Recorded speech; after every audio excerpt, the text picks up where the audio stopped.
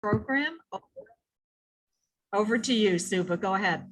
All right. Well, thank you, Trudy, and welcome one and all from all over the places that you are coming in from today. Good afternoon, and welcome to this edition of Tuesday Explorers, a series of lifelong learning opportunities brought to you by AARP Virginia. And again, thank you for joining us today. I'm Suba Sadi, an AARP Volunteer Community Ambassador with AARP Virginia. AARP is here to make your voice heard and provide information and resources on the issues that matter and to connect you with fun learning opportunities. We provide valuable educational, informational, and fun resources. Things like webinars, teletown halls, discounts, and more. I'd like to thank my co-host and helper today, Trudy Murata. Just like me, Trudy is a volunteer community ambassador with AARP Virginia. She will be monitoring the Q&A box and will facilitate the Q&A portion of our program. We will have time for Q&A at the end of today's presentation, so please submit your comments and questions in the Q&A box. If it's a lot of questions, I'll also team up with Trudy to facilitate the questions. We expect the program to last for about 1 hour and 15 minutes. I'm truly excited about our program today. The way I found Professor McClellan, I read a very interesting article or perspective in the Washington Post by Cortland Malloy in the November 23rd, 2021 edition. It was titled, "It's Time for a History Lesson, One That Doesn't Leave Out America's Native People." When I started reading it, I found out that Professor McClellan was right here in the local area at the Northern Virginia campus.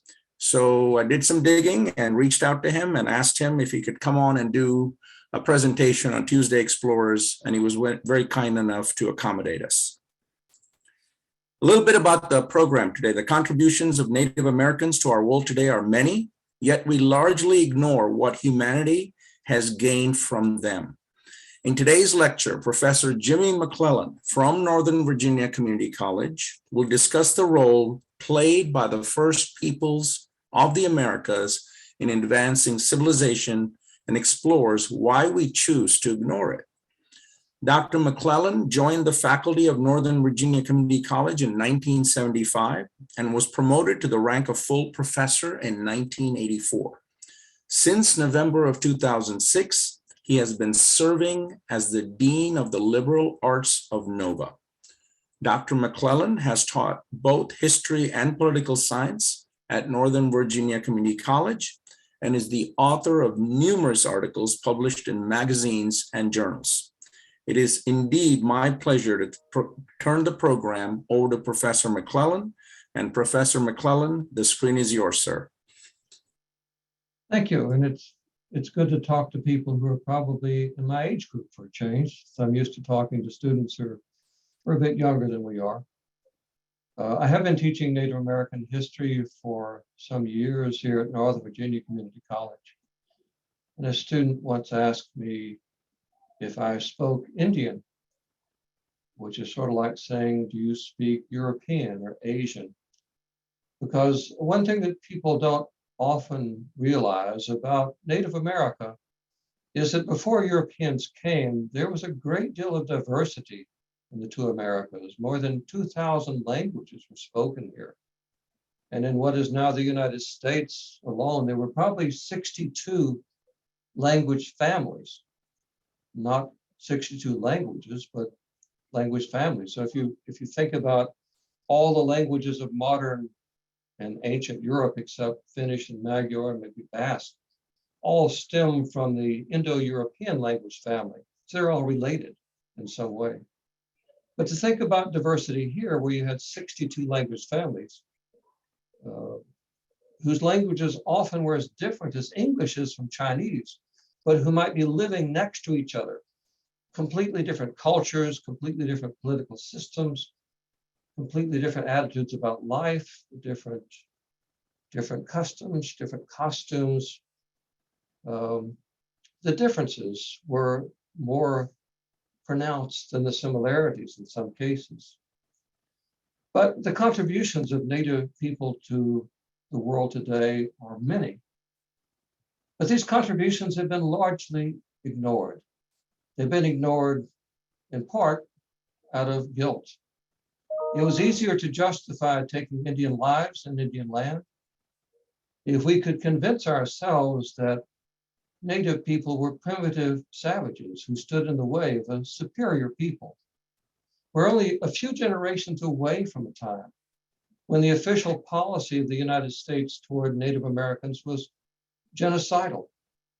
We're only a few generations removed from an era in which states offered bounties for Indian scalps and blankets infected with smallpox and tuberculosis were intentionally distributed to the Indians in hopes of exterminating them.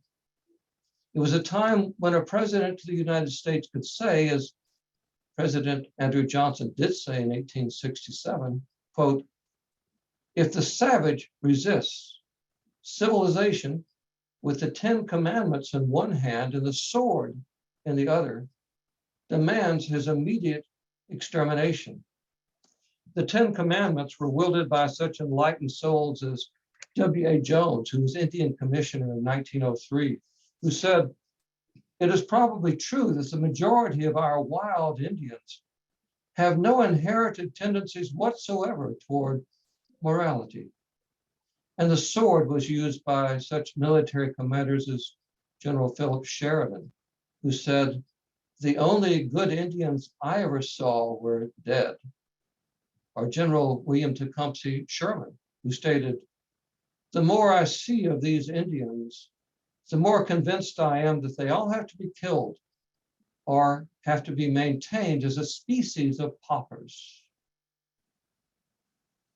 Reducing Native Americans to paupers or worse began long before General Sherman. It may surprise you to learn that in 1640, Massachusetts was the first American colony to recognize the institution of slavery. Massachusetts did not enslave people from Africa. Massachusetts enslaved Native Americans. And how did the pious Puritans justify slavery? They used the Christian Bible. They found in the Bible justification for slavery. They found that the Bible said that slavery was okay so long as the slaves were, quote, taken as lawful captives in a just war.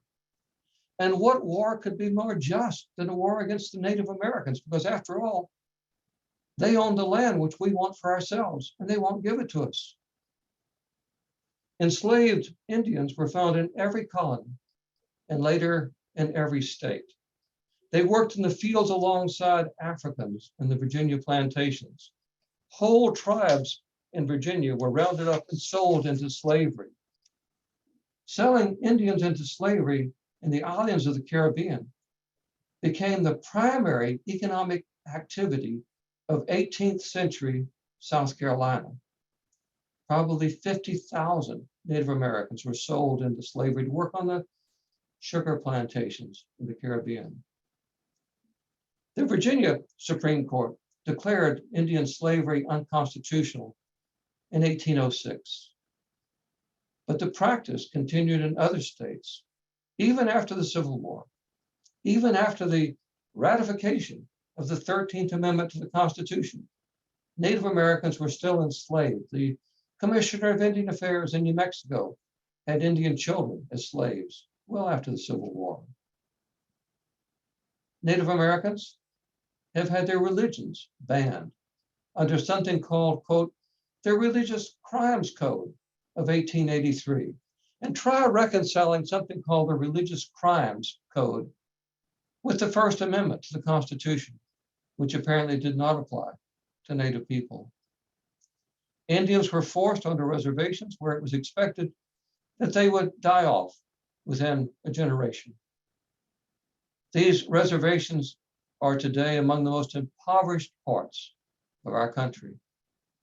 Native children were taken by force from their families and placed in boarding schools thousands of miles away from their home.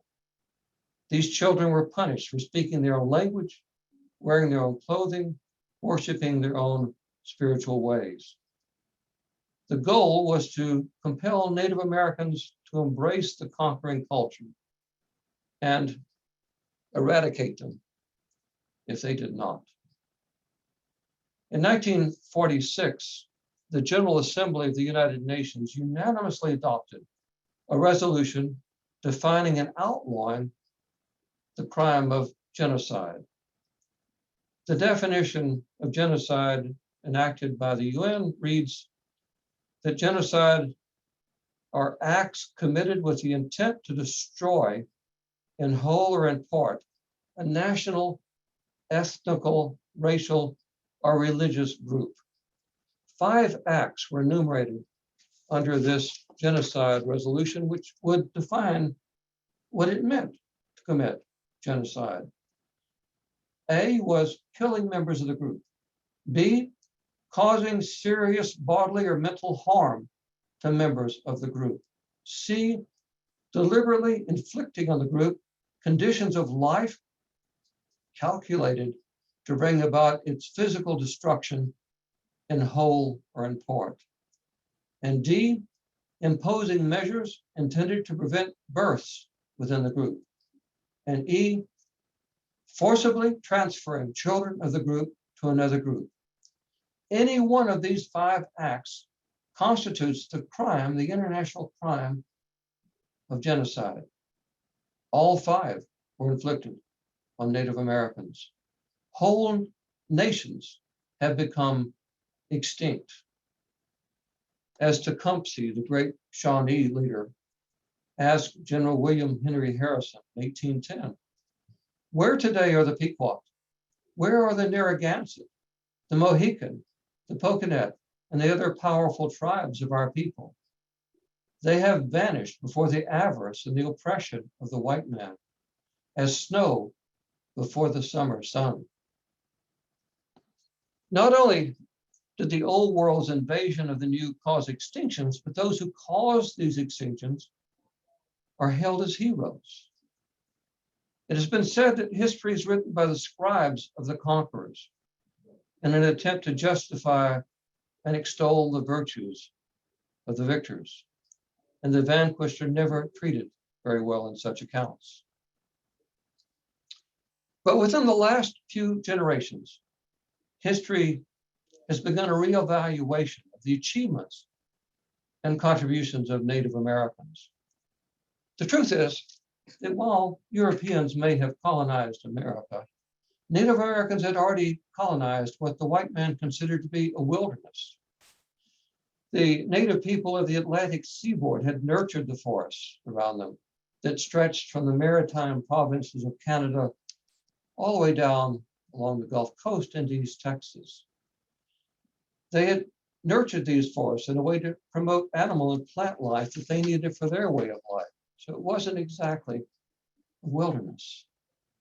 While we have chosen to remember Native people as nomads at the time of the initial contact with Europeans, the reality is that most Native Americans were actually settled farmers enjoying village life when the Europeans first stepped foot in the New World.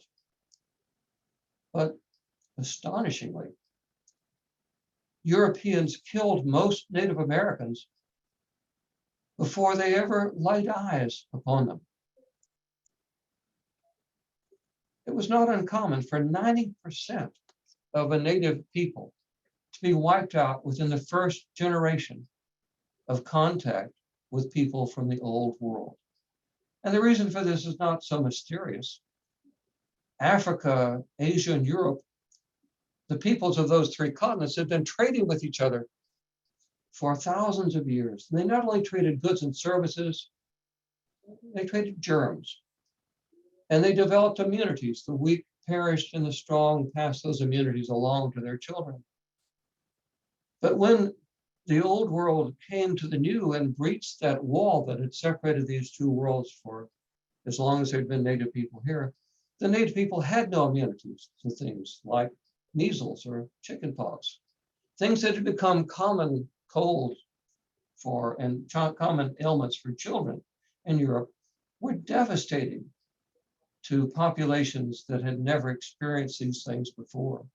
So imagine if something like COVID had wiped out 90% of our 330 million American people, and we had 33 million people left when conquerors came into our territory, because the diseases traveled at a rate of about 400 miles per year.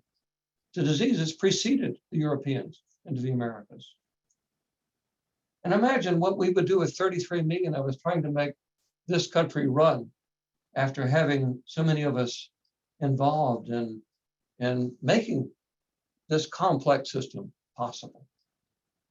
And we would question our gods. We would question our leadership. We would question our political structures if we were so beset by such devastation.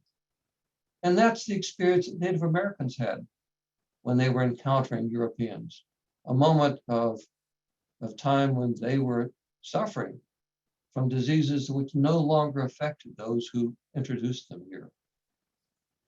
Most of our cities today are built upon sites of abandoned Indian villages, which were occupied when the Europeans arrived. As the newcomers occupied these sites, they often took over fields that had previously been cleared by Native people. You wonder why the settlers in New England, the Pilgrims and the Puritans, were able to adapt so quickly. Well, they had help from Native people, and they settled in places where the villages had been wiped out by diseases. Settlers in New England moved on to these abandoned lands.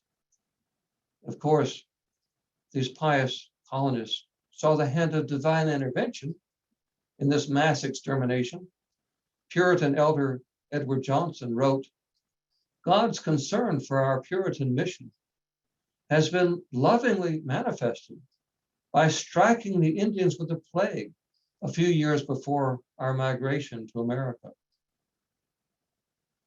Even today, many of our roads and highways are built upon trails blazed by Native people to connect their villages before we came. The land which the white man sees still bears Indian names. 24 of the 50 states have names of Indian origin. New England alone has more than 5,000 place names of Indian origin. Thousands of American cities, Chicago, Manhattan, Tucson, Seattle, Miami, Wichita, Tacoma, and Waco, the exact center of the universe. My family lived around there. These have Indian names, as do most of our rivers. A couple of miles from where I am right now is the Potomac River. The Anacostia flows into it just a bit south of me, and then the Occoquan and the Ukiah and the Rappahannock and the Chesapeake Bay. All of these are Native American names. But the legacy of Native Americans goes much deeper than place names. And perhaps their greatest contribution is in the field of agriculture. 3/5 of the crops being grown around the world today are of American Indian origin. As farmers, Native Americans were without peers anywhere on the planet. They domesticated and developed through centuries of experimentation and crossbreeding and patient care. Foods that have become crucial to the world food supply, and yet we give them very little credit. We think of Irish potatoes and Jerusalem artichokes. We associate tomatoes with Italy, and maybe potatoes with Germany, pineapples with Hawaii, vanilla with Madagascar, chocolate with Belgium. But all of these foods were developed by Native Americans long before the old world knew that there was a new world. In fact, over half of the crops grown on American farms come from plants domesticated and developed by Native Americans. We took over their land, and we continue to grow their crops. The people of the New World were among the greatest agriculturalists of all times. It was the people of the Andes Mountains of South America who invented the potato, and I use the word invented intentionally because they had to crossbreed plants to produce that. And they came up with 250 varieties of potatoes. Corn or maize is a plant developed in the New World after generations of crossbreeding of different weeds. Even now, corn doesn't grow in the wild. It's cultivated by human hands. All the varieties of squash, pumpkins, sweet potatoes, avocado, most varieties of peppers, tomatoes, peanuts, papaya, pineapple, manioc, amaranth, maple, most varieties of beans is all come from Native America. Most nuts and berries are American. Potatoes, cassava, and corn are in the top 5 of worldwide food crops. Corn is the #1 food crop in the world. Did not exist in the old world. Sweet potatoes are #7 on the list. Had Europeans not come to America, the continents of Europe, Africa, and Asia would still have limited diets and food shortages. These marked the old world prior to 1492. Harold Driver of the University of Pennsylvania noted, if the Indians had not domesticated any food plants, the world today would have less to eat, and population would consequently be smaller. It took centuries to domesticate a plant to the point of high yield of nourishing food. If the Indians had not done this for maize, potatoes, and sweet potatoes and other plants, it is doubtful that Europeans would ever have accomplished it. It is no coincidence that the world population began to explode after the foods originating in the Americas began to be spread around the planet. You can't eat Chinese food. You can't eat food from any part of the planet without finding ingredients that come from America. Human population growth progressed very slowly until around 1650. If we date human life on the planet back maybe 2.5 million years. For most of that history, human population grew very gradually. The world population was only around 5 million people at the start of the agricultural revolution about 10,000 years ago. 5 million people are still circling the Washington Beltway, trying to get off right now. That was the entire world population then. The agricultural revolution was a time of change for humanity because that's a time when our ancestors ceased to be hunters and gatherers of wild plants and wild animals and became herdsmen and farmers. And if you were to take a timeline of human history and start it from one wall in your house and extend that timeline to the opposite wall, 2.5 million years, you'd get maybe an inch from the wall before you reach the point where our ancestors made that big jump. And it happened all around the world at about the same time, relatively speaking, around 8,000 to 10,000 years ago. And it happened here in the Americas about that same time, in Peru and in the Valley of Mexico, and a bit later around the Chesapeake Bay. Agriculture changed our ancestors from hunters and gatherers into domesticating the plants and domesticating animals. So at that time, the human population was 5 million people. It had a doubling rate of 60,000 years. 2,000 years ago, the human population reached 200 million. That was about the time that we start the Christian era. It reached 500 million in 1650. By that time, it had a doubling rate of 1,000 years. The human population reached 2 billion people in 1930. It took 45 years to go from 2 million to 4 million, which was reached in 1975.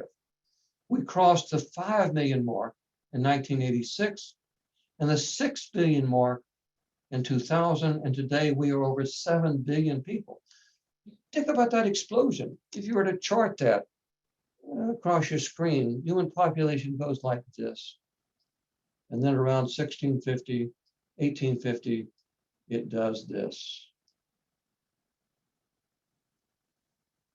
Prior to the European discovery that there was a new world beyond their own, Europe, Africa, and Asia suffered through regular periods of famine and malnutrition and plague, the plague easily taking root in malnourished bodies.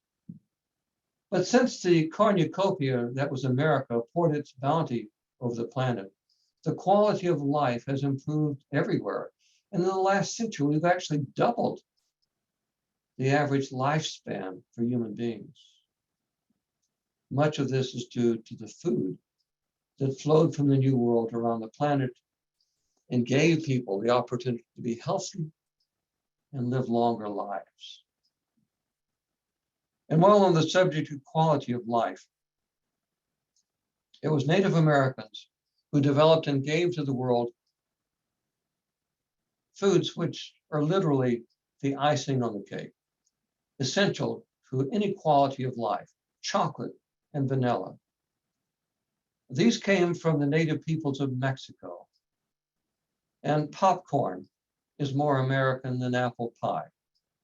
The Maya invented chewing gum. You probably are familiar with the brand of chewing gum called Chiclets, Adam's Chiclets, those little hard-shelled chewing gum. Well, chicle, from which the word chiclet comes, is a Maya word. Chi is mouth, and kul is moving. So the Maya word for chewing gum was moving mouth.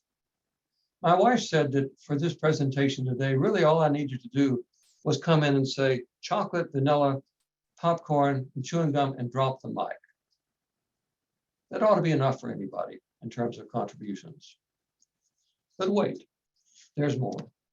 What we generally call Mexican food is really not Spanish. It's Native American. Tamales, tortillas, enchiladas, and related treats were recipes in use when the Spanish arrived, as were such staples as cornbread and toasted cornflakes. There are still many crops developed and cultivated by Native Americans that we have yet to share with the rest of the world. Prior to 1492, the native people of the Andes Mountains, what is now Peru and Bolivia, that area, domesticated as many food-producing plants as were developed by Europe and Asia combined, that one small region of the New World. Even now, the American National Academy of Sciences estimates that there are at least 70 plants being grown in the Andes Mountains, which could serve as valuable food sources for millions of people around the world. And under the category of dubious contributions to world civilization comes an American weed that has undermined the health benefits of all the other foodstuffs Native Americans gave to the world. And that, of course, is tobacco. Tobacco did not exist anywhere else in the world except the Americas until the New World was discovered by the Old. Tobacco was domesticated originally in tropical America and spread north and south as a fixture in rituals and in ceremonies. Cigars were smoked by the people of the Caribbean islands. And they smoked cigars that were 2 feet long, and they used a forked stick to hold up the end of it. And in Central America, they invented cigarettes, and they used corn husk to roll the tobacco into cigarettes. And then where we live, Native Americans smoked pipes, tobacco in pipes. They didn't smoke it as we did, as an addiction. They smoked it in ceremonies as a ritual drug. The use of tobacco when it was brought to the rest of the world was not universally well received. When it was introduced in England, King James described the smoking of tobacco as, quote, loathsome to the eye, hateful to the nose, harmful to the brain, dangerous to the lungs. You got it right. And in case that description was not a clear enough non-endorsement, King James added that, quote, the black stinking smoke is the nearest manifestation of hell on earth. Smokers were imprisoned in Switzerland, tortured in Russia, executed in Turkey. That cured their smoking problem. But it proved to be hard to keep the public away from a product that, when pressed between the lips, set aflame, and inhaled deeply into the body, would cause the user to develop a chronic cough while slowly turning the lungs into lumps of charcoal. Who wouldn't like that? Tobacco quickly emerged as a cash crop of America, and without it, the English foothold here in Virginia would not have been possible. The English expected that gold would be found in the swamps of southwestern Virginia. Instead, they found an abundance of mosquitoes and poison ivy, neither of which had much value on the European commodities market. But it was tobacco that gave a cash crop. Jamestown was settled as a corporate venture, a profit-making venture, and they needed something to return on the investment. Tobacco was the answer. Tobacco took root as this cash crop and made for the survival of the English colony in the southern United States. But there was another material of value in the Americas that Europeans prized even more highly than food or tobacco, and that is precious metals. The natives of the Inca Empire had great quantities of gold and silver, which for them was something to use as an adornment for beauty. The Inca pounded gold into sheets and lined their walls with it, and they made statuaries of gold and silver. They made jewelry out of it. The Aztec of Mexico did the same. For them, gold and silver were things of not of value for trading, but as beautiful metals. And they made jewelry and statuary out of them. For Europeans, though, gold was the medium of exchange. It was how Europeans bought things from the Orient through Istanbul and Venice. It was how they traded with Africa. And gold was in much demand in order to get these commodities from the rest of the old world. When the Spanish saw the great wealth of these two native empires, the Inca and the Aztec, there was no restraining their greed. The Spanish conquest marked the beginning of several centuries of systematic looting of native wealth that resulted in Spain for a time becoming the richest and most powerful country in the world.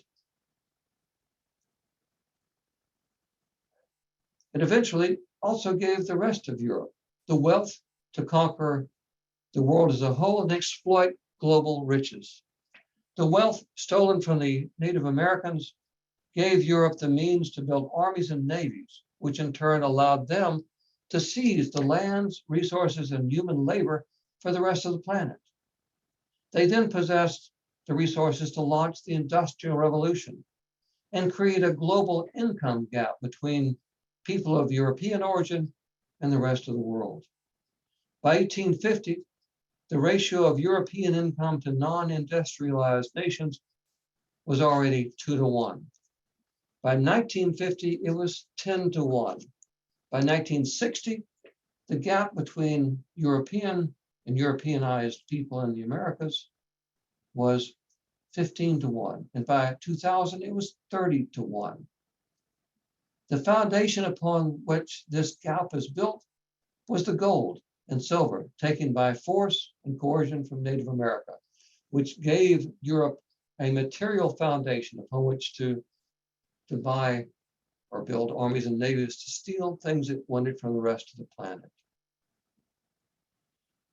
Is it any wonder that the people whose wealth around the world was seized by Europe and by the Europeans who invaded the Americas are now massed at our borders, trying to get into the wealth that we've created here, the wealth that they no longer have.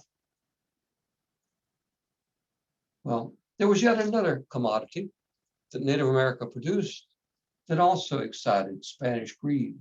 And this one will surprise you. It's a bug, an insect. It's an insect called a cochineal, a small member of the beetle family. When this cochineal is crushed, it produces a brilliant red or vivid orange dye. The Aztec had plantations where they grew cochineal, these beetles on cacti, and harvested them and crushed them to produce this red dye, which excited Europeans. After the conquest of Mexico, the Spanish cornered the world market on this much sought after product. Today, cochineal is still used for coloring cloth, for coloring food, for coloring cosmetic. And it's used to give pink, red, and purple color to everything from popsicles and cherries, port, wine, cheese, juices, and soda drinks. It also gives that red color to lipstick and face blush. More than 800 cosmetics use cochineal as their coloring. Anyone applying lipstick may want to have a second thought about it when you think about you're actually applying crushed insect to your lips. But if you read the label on there, it'll say that the coloring is a natural color. Yes, insects are not made in the laboratory. They're natural. So it's a natural food color. It's a bug. It was Native Americans who gave the world rubber. In Mesoamerica, it was the Olmec who were the first people in the world to use rubber. And they used it for waterproofing their clothing. They used it for the soles of their shoes. They used it for making athletic balls, for games that they played. They made bulb syringes for medical use. Canoes, kayaks, hammocks, snowshoes, and a myriad of other inventions came from Native America, and they're now found worldwide. But one of the greatest contributions of Native people may be in the area of political theory. At the time when Europeans came to America, the old world was governed by kings. These kings claimed that they were anointed alone by their God to have absolute dominion over land and over people that they ruled. They were God's instruments on earth, and they couldn't envision that societies could be governed in any way other than by monarchy, an all-powerful king in a feudal arrangement.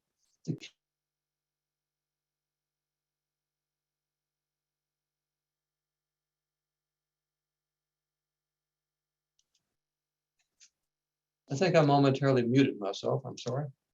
The king having nobles who answered to him as vassals and using the power of the rich to control the people who were the servant class. They assumed, therefore, that this was the same type of structure which existed in the Americas, because they couldn't imagine anything different than one man controlling everybody else. But this was far from the reality of Native America. Native American societies were, to quote historian Errol Gibson, primitive democracies where personal freedom and rights of the individual were paramount. Indian society was generally classless. Status and rank were based upon ability and performance. Native American governments were models of decentralization, local self-rule, and voluntary confederation. The explorers may not have understood this, but European philosophers from John Locke to Karl Marx cited Native America as examples of how societies could be governed without kings in nations of liberty, equality, and democracy. It is interesting to note that the Iroquois League, provided a philosophical foundation for the two superpowers of the 20th century, the United States and the Soviet Union. The Iroquois League was a federation of 6 nations founded around the year 1250 by a great visionary of peace, a man named Cochineal, who saw that 5 nations had been in warfare for longer than anybody could remember. And nobody even knew why they were still fighting. They raided one another, and in revenge, they raided back. And this had gone on for generations. Nobody understood the original cause. Cochineal preached peace. He said, we should be working together because we can do more together than we can at odds with each other. And he was able to pull 5 nations of the Iroquois into the Iroquois Confederation or the Iroquois League. The Mohawk, the Oneida, the Onondaga, the Cayuga, and the Seneca. And later they were joined by a 6th nation, the Tuscarora, who were driven out of their lands in the Carolinas between 1710 and 1720. The Iroquois League is a model of democracy. Each village governed itself through consensus in town meetings. Our system of democracy is based upon majority rule. So if 51 people want something and 50 don't, the 51 prevail over the 50. And 74 million people vote for one candidate, but 81 million vote for another. The 74 million people are shut out. In our congressional elections, it's winner take all. 51%, the majority are represented, the minority are not. Native American societies were governed by consensus, which is a more difficult process to work through because it means that you have to find a solution that everybody can accept. And when you have local self-government, you have governmental units that are small enough, you can have consensus, and Native Americans did just that. The Iroquois governed the village through consensus, and they held village meetings where everybody participated, not just the adults, but the children had a voice. Everyone had a voice in making this consensus that ruled their local village. But each village governed itself also by electing people to a national government. So the Mohawk, the Oneida, the Onondaga, the Cayuga, and Seneca, and Tuscarora each had a national government above the village level. Each clan elected representatives to the national government. And then each clan had representation on the council of the Confederacy. So you had the village level, you had the national level, you had the Confederacy level, where 6 nations sent their delegates to decide questions of war and peace for the whole, and where they decided conflicts between various nations peacefully through arbitration of the council. From this form of government, states within a state, Benjamin Franklin saw the model that we call federalism.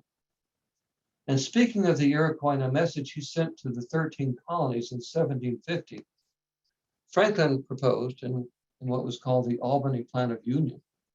He said, it would be a very strange thing if 6 nations of ignorant savages should be capable of forming such a scheme for such a union and be able to execute it in such a manner as that it has subsisted for centuries and appears indissoluble.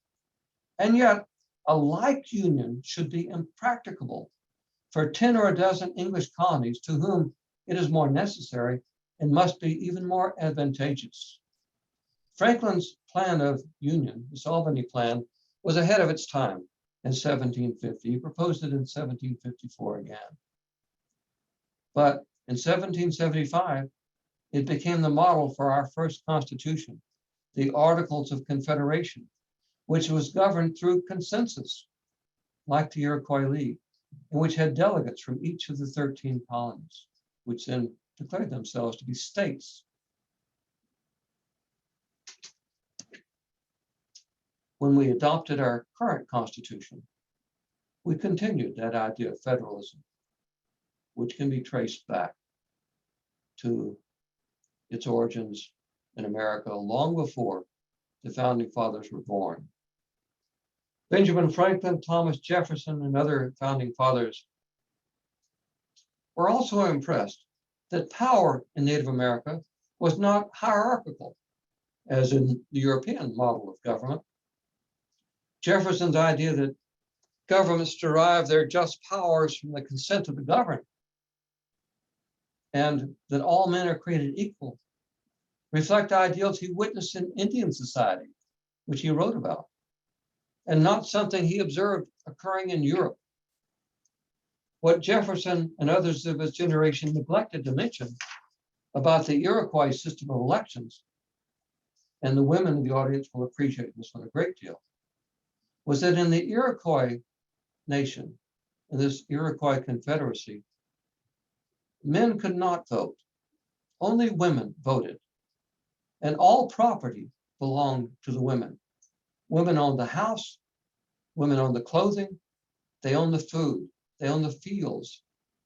When a man married, he moved into his wife's household, and the children took their identity from the wife and the wife's clan, not from their father. And when the wife was tired of him, she could ask him to leave her longhouse, and he had to do so. Women were the governing body. They were the electorate, but they elected men to speak for them. Unlike our system of representation, a man elected by his clan was elected to speak for the women, not to speak his own views, but to be the spokesperson for his constituency, which was the women of his clan who had elected him. The clan mother, who was the oldest competent member of the clan, nominated a member for the council at the national level and the international level, the league level. She nominated a candidate and then convened a meeting of the women of her clan, and they discussed the nomination. And if they were pleased with it, he was elected. But once elected, they instructed him on how to vote. If he voted contrary to their wishes, he was given a warning by the clan mother. If 3 times he voted contrary to those wishes, he was removed from office and forever disgraced for refusing to follow the directions of the women who were his constituency.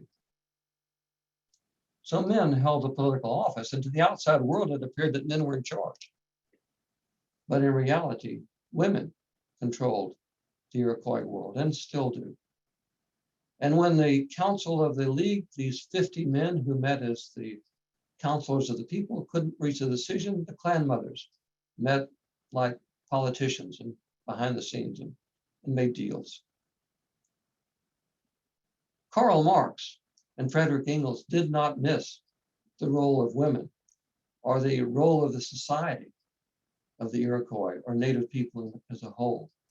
They didn't miss the sense of social obligation which the Iroquois and other Native people felt for their communities.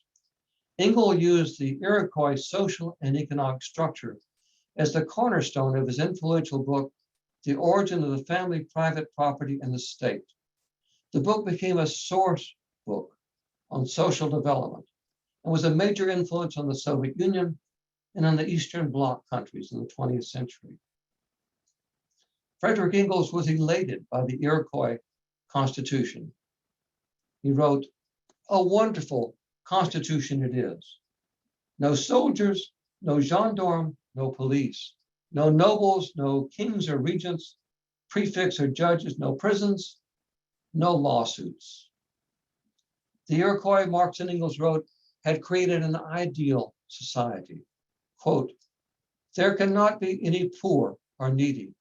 The communal household and the clans know their responsibilities toward the old, the sick, and those disabled in war. All are free and equal, the women included." To the Western democracies, the Iroquois inspired political and civil liberty. To the East and communist countries, the Iroquois inspired social and economic equality. In 1979, the League of the Iroquois Council, which still exists, issued this statement. The Six Nations Confederacy is among the most ancient, continuously operating governments in the world. Long before the arrival of European peoples in North America, our peoples met in council to enact the principles of peaceful coexistence among nations and the recognition of the right of people to a continued and uninterrupted existence. European people left our council fires and journeyed forth into the world to spread the principles of justice and democracy, which they learned from us, and which have had profound effects upon the evolution of the modern world. We owe much to those who lived in the Americas before the Old World invasions began. With the passing of more time, we will hopefully give Native Americans the credit due them for their role in advancing civilization. And if I haven't talked you to sleep yet, and you have some questions, I'd be happy to answer them. I have one question for you to begin with, and hold on one second. Oh, my screen is not cooperating. There we go. One of our guests has asked if you could talk about the current health of Native Americans. What health issues are prevalent in their community today and why? Well, those who live on the reservations are the poorest people in our country. Sometimes they don't have running water, they don't have electricity, they live far away from their schools, they live far away from medical care. The reservations are deprived places for the most part. They're struggling to maintain an existence and to build themselves to a sustainable world. But we've taken away most of their land and most of their ability to care for themselves and put them into places where often they're too small to live. The Mattaponi here in Virginia, we're here to greet the people at Jamestown. They have a reservation that you can walk across in about 2 minutes, and that's it. Once the entire river where they live was theirs. And that's all they have. Yeah. And they're not even a federally recognized tribe. They were here thousands of years probably before the Europeans came. And now we've reduced them to that. The educational level of Native Americans is generally about an 8th grade. Native Americans with educations have achieved great things in our society. A member of our cabinet, U.S. cabinet is Native American, for example.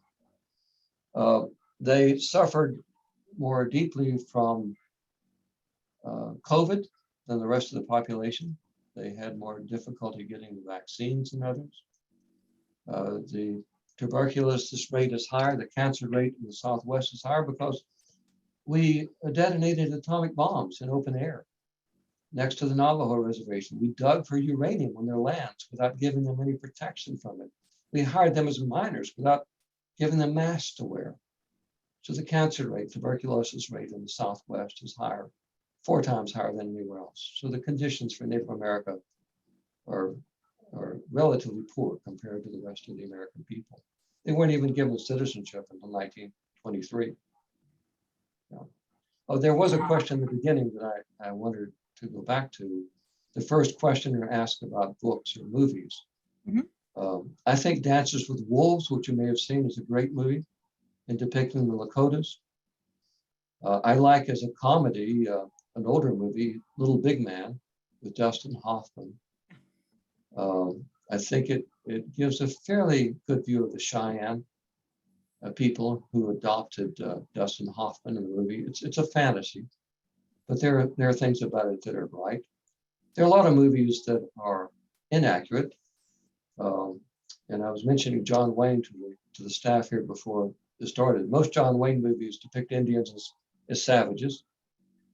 And there are movies that you could see as a contrast, like The Searchers, where the Indians are villains and bloodthirsty savages who, for no reason at all, want to kill us. So you could compare that with Dances with Wolves, which presents them as humanitarians in a humanitarian way. In terms of books, a book that is fairly recent is S.C. Gwynn, It's called Summer Summer Moon, something Summer Moon. I'm blanking on the name. It's about the Comanches, the story of the Comanches. Also talks a bit about my family in there. Something of the Summer Moon. But if you S.C. Gwynn, G-Y-N-N, I think that's a good book to read, to get a picture. And there are some scholarly books. There's a book by Gene Weltfish called, it's on the Pawnee, and it takes 1 year in the life of the Pawnee, 1877, and it runs through the entire cycle of that year for the Pawnee, for Plains people. And it's almost an encyclopedia. How do they get rid of fleas? How do they build our houses? Everything you'd want to know about the Pawnee are in there. So those are some books and movies you might see. There's also a movie called The Mission. It's about South American Indians. It's beautifully filmed. A bit condescending, but not bad. Yeah, Empire of the Summer Moon. Thank you for that. So those are some movies. Okay. And what do I think about?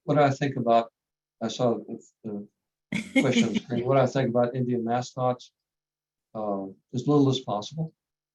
I live in Washington, and it was hurtful to me to see people walking around with the word redskin across their sweatshirts or on the sides of their car, because the dictionary defines redskin as a derogatory term. It was used as a derogatory term. If it had the word for, let's say, another racial group across there, how long would we have tolerated? And I see people who are themselves victims of racism and would fight you if you used a word that is offensive to them, still displaying proudly the word redskin. So yeah, I think that's hurtful to Native people.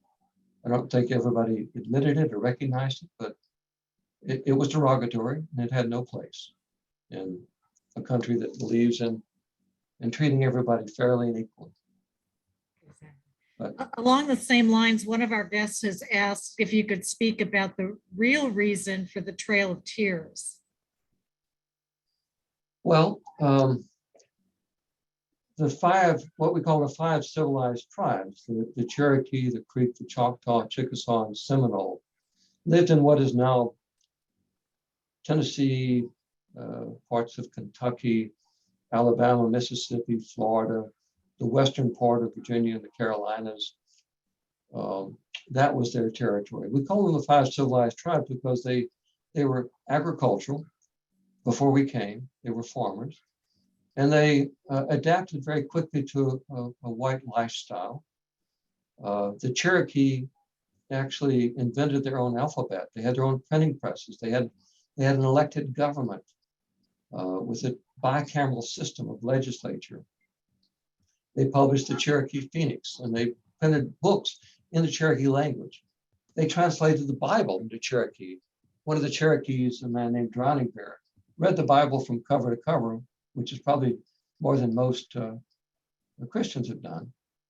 And he was asked what he thought about it. His response was, "It seems a great book, but it is a wonder that the white man who has had it for so long is no better than he is."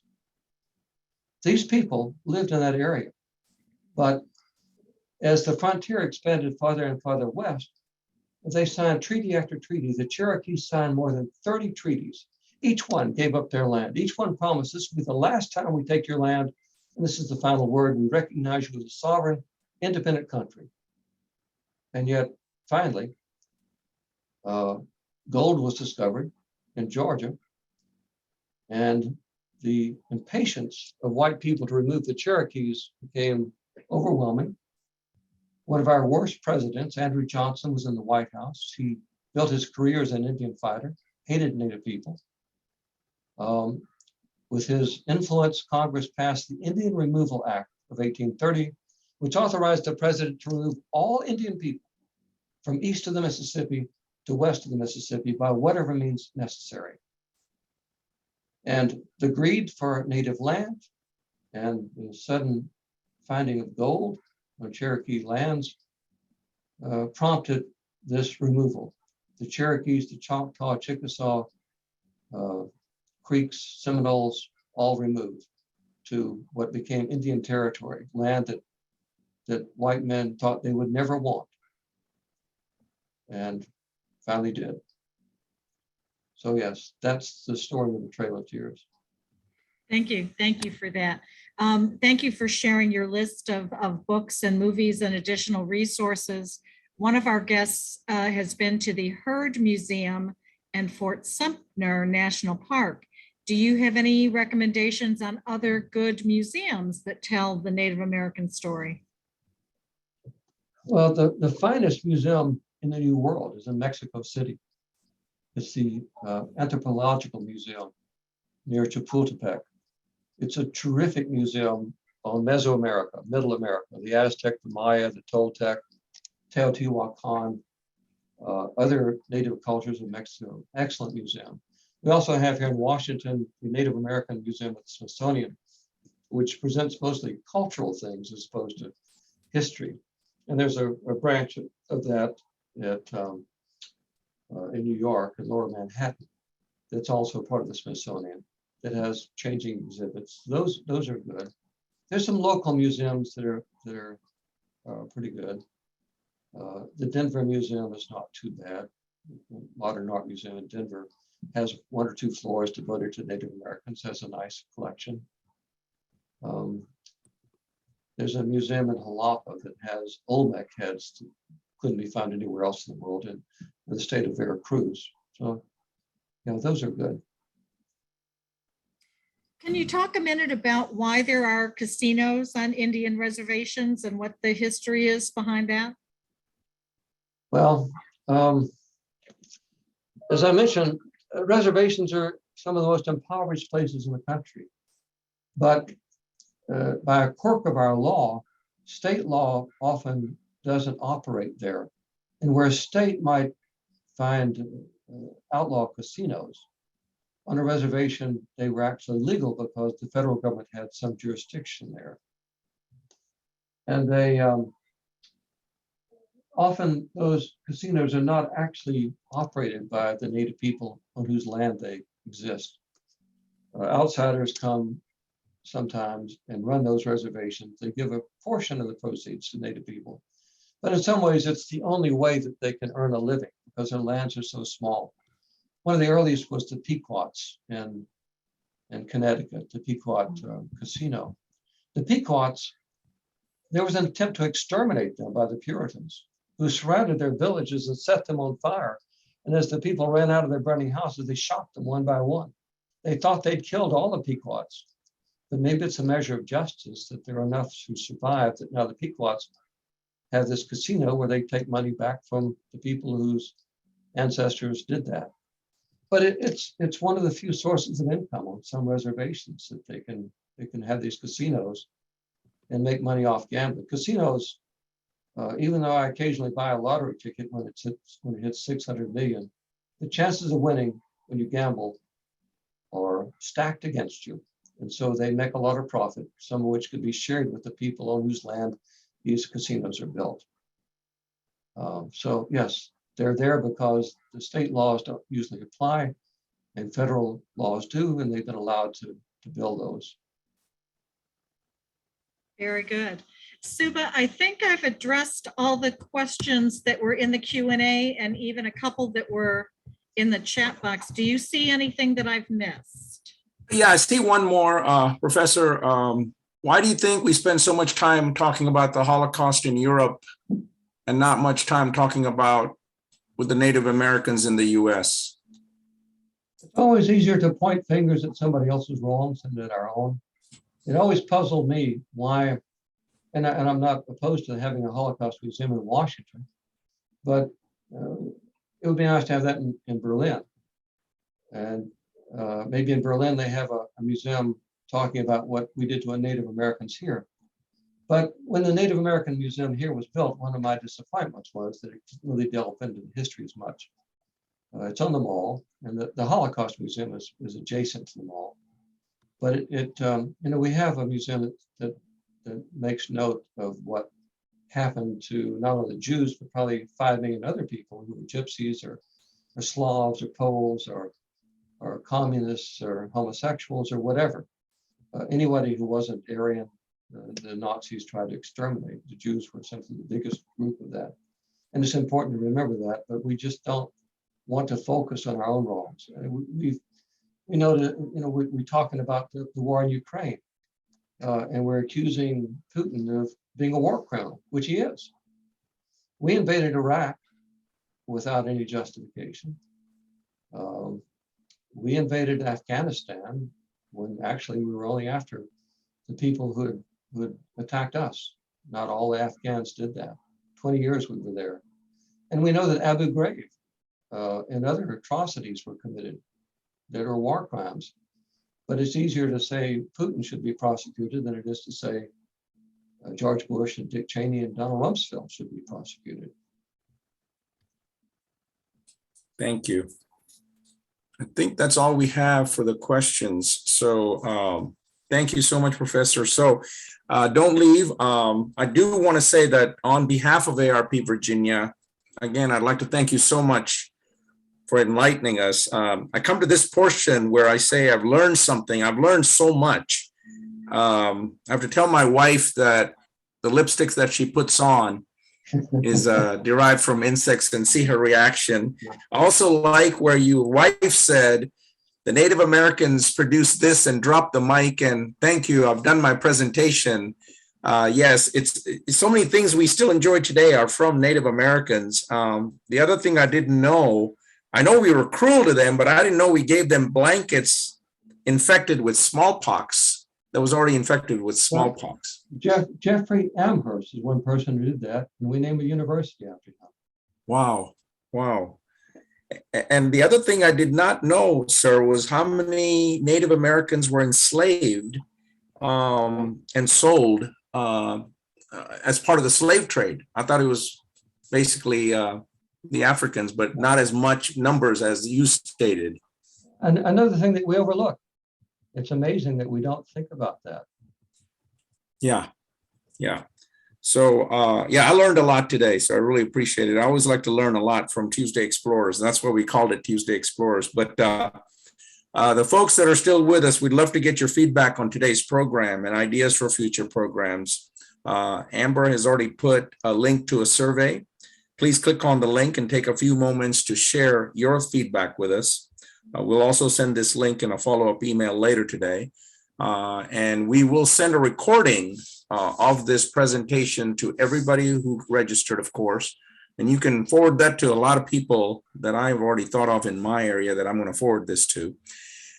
Anyway, we invite you to continue exploring with ARP Virginia. We'll be back in 2 weeks on Tuesday, April the 19th at 3 p.m. Eastern Standard Time with author Paula Whitcare.